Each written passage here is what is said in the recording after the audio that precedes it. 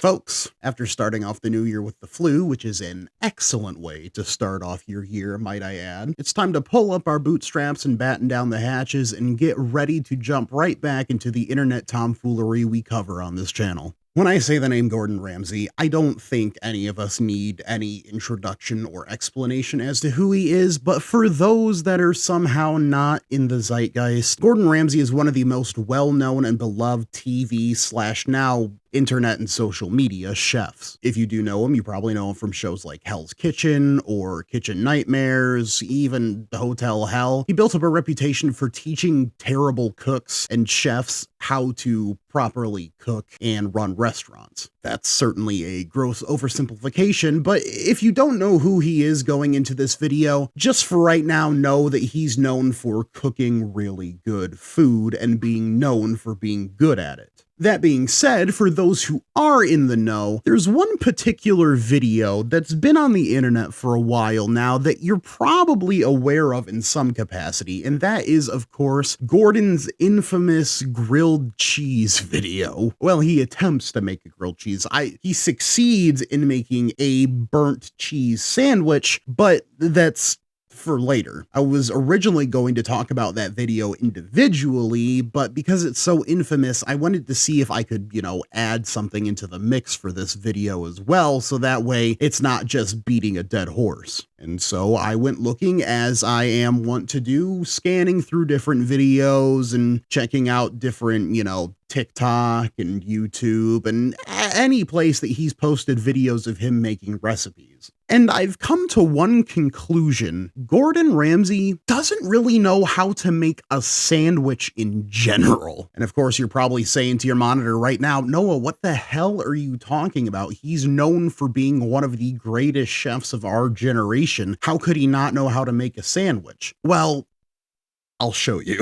Of course, unlike a lot of the other people that we talk about on this channel, Gordon is a trained professional, and there are a lot of things that he does right. Where he fails most commonly is in the construction and build of the sandwich. That's enough preface from me. You guys have waited almost a month at this point for me to get better so I can record this. So let's just jump right into the first video that we're looking at in this, which is, of course, the infamous grilled cheese video. Before we begin, make sure to like and subscribe. We're trying to reach 5,000 subs as our next sub goal, and we're seeing how quick we can reach that next milestone. Thanks for your support. Now, we all love grilled cheese. I grew up with it. That was cheese on toast. But there's something quite amazing for a grilled cheese, especially when you have these incredible cheeses.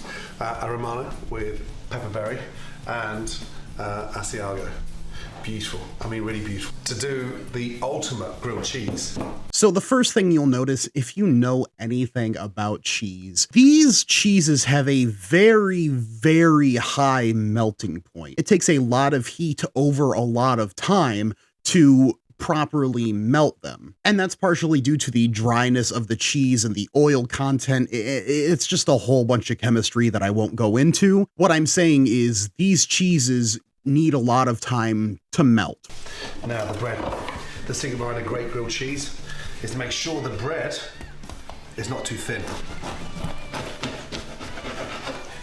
Look at that.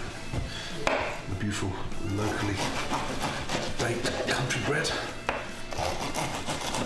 This is the second point I want to bring to light. When Gordon says the most important part of a grilled cheese is to make sure the bread is not too thin, I suppose I understand where he's coming from. You want to make sure the bread isn't too thin so that way the bread doesn't just cook through immediately and you don't have any time to expose the cheese on the inside to the heat. Along with that, though, you want to make sure that the bread that you're using isn't super thick to the point where the heat that you're using to toast one side is still going to be able to penetrate and melt the cheese inside. And that's one of the primary mistakes that he does make in this video, is the bread slices he uses are way too thick to allow the heat from his skillet to toast the bread that's making contact with the skillet while also soaking through and melting the cheese in between the slices before the bread has a chance to start burning because it's gotten too hot. This is one reason why sourdough and white bread are more popular when making grilled cheese, their composition in the creation of the bread creates more air pockets, air bubbles, tiny spaces inside the bread that allow the heat to seep through the bread and start heating the cheese in the middle while the bottom of the bread is still getting toasted.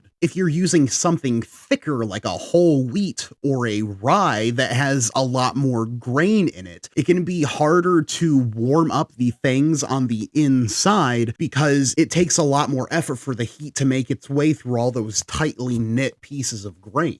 Layer your cheese and sort of almost tailor make it in a way that it becomes somewhat almost fitted to the bread.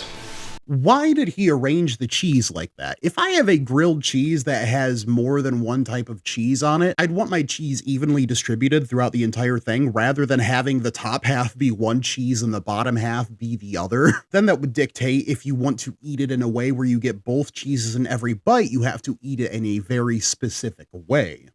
And the secret behind this grilled cheese is a little bit of kimchi, homemade kimchi, which is going to give a nice spicy texture. Don't ask me why his kimchi looks like pulled pork. Another problem with the composition here is since he has that layer of kimchi in between, he's going to have to rely on flipping the sandwich to cook all the cheese in the middle because the kimchi separates the heat from the bottom cheese that's being melted from reaching the top cheese to be melted as well before he flips it over. Somebody start a counter for how many times I say cheese in this video. I'm going to stick that in the oven. Look, a beautiful fireplace over there. Nice and warm. Touch of olive oil in.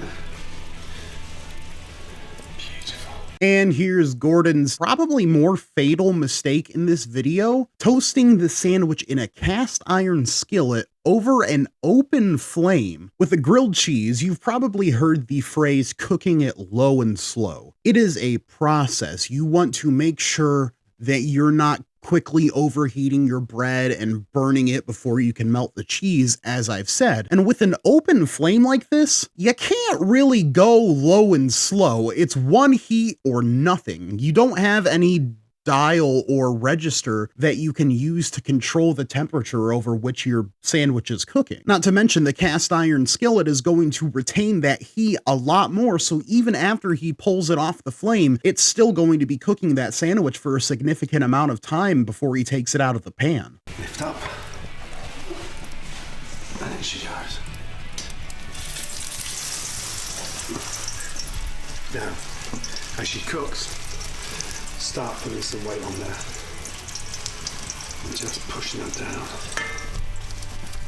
I wouldn't really call it a mistake per se, but it's something that I've heard a lot of people say not to do, which is pressing down your sandwiches as they're toasting. That creates the outer crisp layer on the sandwich a lot quicker, which in turn makes it even harder for the heat to reach the internal area and start melting your cheese because you've created this outside crisp layer that's trapping all the heat on the outside.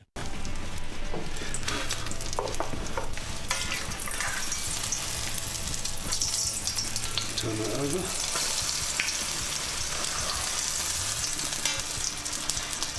See, Gordon's completely taken the skillet off the flame at this point because it's gotten much too hot. You can already tell he's had it on there for maybe not even a minute, and one side of the sandwich is already starting to get burnt. I didn't mention it before when he did it, but he's cooking this in olive oil. I've never had a grilled cheese sandwich cooked in oil before. Most I know just use plain old buttered bread against the skillet, or some people put the butter in the skillet, but either way, it's butter rather than olive oil. There's a reason why butter is used, because butter will incorporate into the bread and help it crisp up, whereas the olive oil is just making it greasy as hell.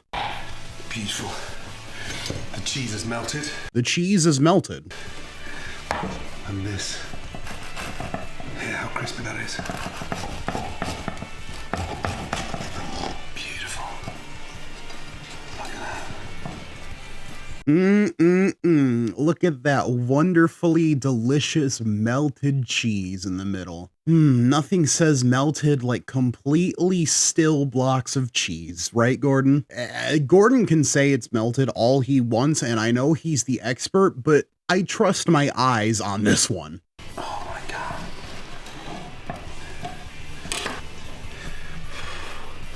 It's too real.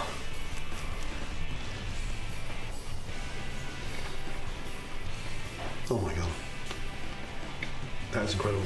I don't doubt that this tastes good, but it's in no way, shape, or form a grilled cheese sandwich. It is a cheese sandwich with toasted bread. Up next, we have a shorter one, a little treat, one of Gordon's TikToks. If you should know anything about me, my favorite sandwich and one of my favorite foods in the world is a good old-fashioned Reuben. I'm talking corned beef, sauerkraut, Russian dressing, marbled rye bread, all toasted with Swiss cheese. It's perfection. Don't any of you come at me with all that fun, oh, well, Reuben's better with pastrami bullshit. We all know that you're just lying to yourself. At every place I've ever gone to that serves one, I always have to try it in order to find the best Reuben sandwich. And it seems like Gordon's throwing his hat into the ring in attempts to make the best Reuben sandwich of all time, and he's doing it on top of the Empire State Building for some damn reason. So is Gordon going to succeed in making a Reuben that I think I would enjoy? Well, let's just find out. Let's make a delicious Empire State Reuben sandwich.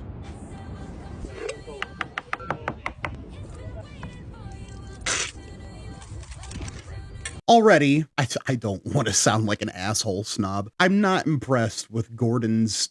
He's making Thousand Island dressing here instead of Russian dressing, and that's completely fine. Some people don't like the horseradish that's incorporated into Russian dressing. It's way too watery. It doesn't look like it's a cohesive sauce. It just looks like orange water. He does have the basic components of the Thousand Island dressing down, using the pickles for relish, ketchup, mayonnaise. Instead of white wine vinegar, he incorporates pickle juice into it, it seems, or that might have been the juice from the sauerkraut. Either way, I think that's probably what's factoring into it, making it so watery. Like, yeah, vinegar is used for pickling things, but it's a lot more than just vinegar in the mixture. Mind you, this is all speculation from me. I'm not a dressing expert.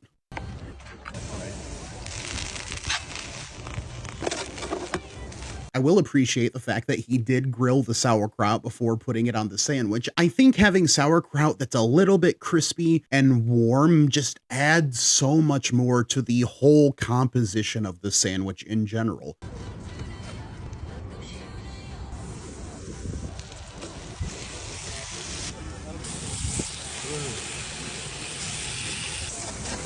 This is where he starts to worry me. Every Reuben I've encountered uses shaved or deli cut corned beef. Gordon is using, I suppose the proper term would probably be a steak of corned beef, but I'm going to call it a slab because that's what they are. They're just two slabs of corned beef that he's putting into a pan and essentially just frying on each side. I don't even know if it's cooked in the middle. Part of the appeal of a Reuben is when you have the shaved or deli cut meat, it mixes into all the other little pieces of the sauerkraut and everything else that's going all throughout the sandwich. It helps it incorporate better versus putting dressing on top of a slab of meat and it doesn't have any area to, soak into and incorporate.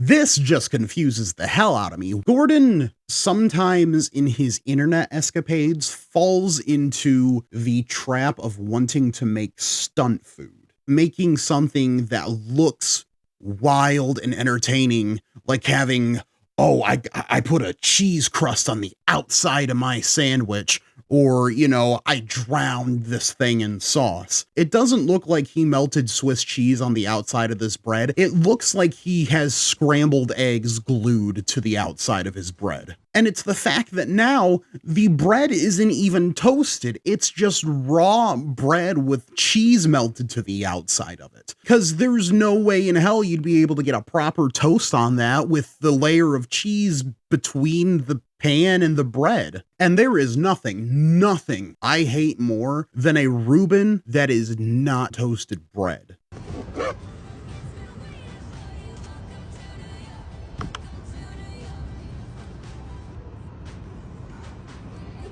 With the one hunk of corned beef, it could be okay. Then he has to go and put the second one on there and make it look just as bad as his grilled cheese.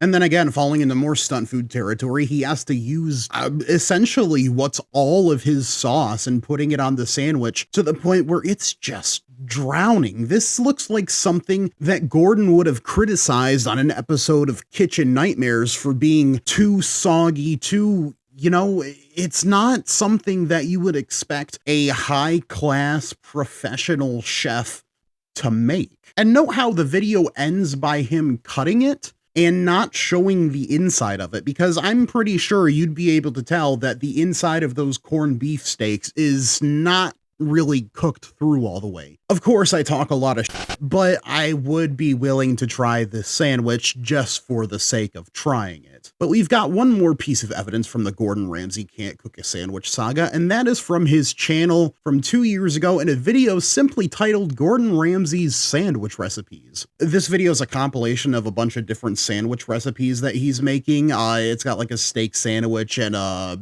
meatball sandwich, which his meatball sandwich is meatballs with salsa on top of it. I'm not even gonna go into that one, but the one I want to look at in this video in particular is his picnic sandwich. Pan bagna. This is a picnic sandwich with a twist, but the secret is in the layers. So he's making a French style of sandwich, which is known as a pan bagnat. A pan bagnat is essentially a tuna or sometimes anchovy sandwich with salad and a lot of veggies and stuff packed in between, piled relatively high. Think of like a ciabatta sandwich that you'd see in Scooby-Doo or something. You'll see what I'm referring to when he gets to it. And throughout most of the preparation of the sandwich, Gordon does what's relatively traditional for it, except when we get to the actual bread part of the sandwich. This is a stunning, beautiful country loaf, but we're not going to slice it. I'm just going to cut the top off because I'm assembling a picnic sandwich basket. And then an inch from the crust, and go around, scoop out a nice, large, hollow. Don't waste this bread. Put that out to dry. Yeah, that's right. He's turning a bread bowl into a sandwich. And of course, he says he's making a traditional pan bagnat, but then instead of using tuna or anchovies, he goes and uses Italian deli meats, which is his own preference, but he can't claim that he's making a traditional pan bagnat when, one, he's using a bread bowl to make it, and two, he's not using the primary ingredient meat that goes into the sandwich. Every time I add another ingredient, it's just another stunning layer of texture and flavor. But what I'm thinking about is what actually complements the next layer. Mozzarella, a little spoon of my tapenade. Like, this does not look like he's constructing a sandwich. This looks like he's doing heart surgery. To seal all that flavor in there. And not only travels well, but actually tastes delicious. Just when your guests think that you're cutting up a delicious country loaf. Look at that, baby. Wow. And who would not want to join you? I wouldn't, because Gordon, how am I supposed to eat that? That is not a sandwich. That is a salad in a bread bowl. He goes on to cut it into slices as if this is somehow going to be something you can eat like a normal human being. The fact in and of itself that he cut the top off to make the bread bowl already compromises the sandwich's integrity, let alone trying to eat it in smaller, like cake-sized slices. You better bring a bunch of knives and forks for your family if you expect them to eat this, because this is not a hand sandwich. Quite frankly, it doesn't even look that appetizing. It looks like the cross-section you'd find in an anatomy textbook. Do you see what I mean now when I say Gordon doesn't understand how to make a sandwich? He doesn't understand what makes a good sandwich. It doesn't have to be extravagant. This kind of goes back to the whole Jack making sandwiches for his kid's school lunch and, zhuzhing it up and using fresh deli meat. No, I'm gonna spread this mayonnaise on the lettuce instead of the bread so it doesn't get soggy and put all these weird dressings and fancy stuff on it for my kid. A sandwich is a sandwich. The more you try to make it fancy, the more you compromise what the dish truly is. Yeah, you can have sandwiches where you use fancy ingredients and make it look really nice and presentable, but somewhere in that process, it feels like Gordon fell into the stunt food trap of making things that look very visually, not necessarily good, but interesting, while not having an actual lot of practicality or good substance to it. And unlike a lot of the other videos, this is highly subjective as well. You might think that these all look relatively fine and acceptable. I might be the only one that finds these sandwiches weird. That's the interesting thing about cooking, isn't it? Everybody has their own tastes and preferences, and that's what brings us together in discussions. But before I go and get all philosophical, that's where we'll end the video for today, folks. Make sure to leave a like and subscribe. Leave a comment down below if you have any other Gordon Ramsay stuff you want me to take a look at, or any other weird chefs, cooks, YouTube channels, TV shows, movies, anything you find funny, weird, or interesting that you want me to take a look at. If you've considered supporting the channel further, why not check out the link in the description down below to sign up and become a Patreon patron for as little as $3 a month. Special thanks to Jam Hat, Inedible Dough, and Night Cactus for being the first 3 people to sign up for the Patreon. Thanks for all your support, and every little bit helps. And if you sign up to become a Patreon patron, you can have access to exclusive polls where you can more directly pick topics that I cover on the channel in the future. With all that said, thanks y'all for supporting and sticking around, and I hope to see y'all in the next one. We got a long year ahead of us, folks. See ya.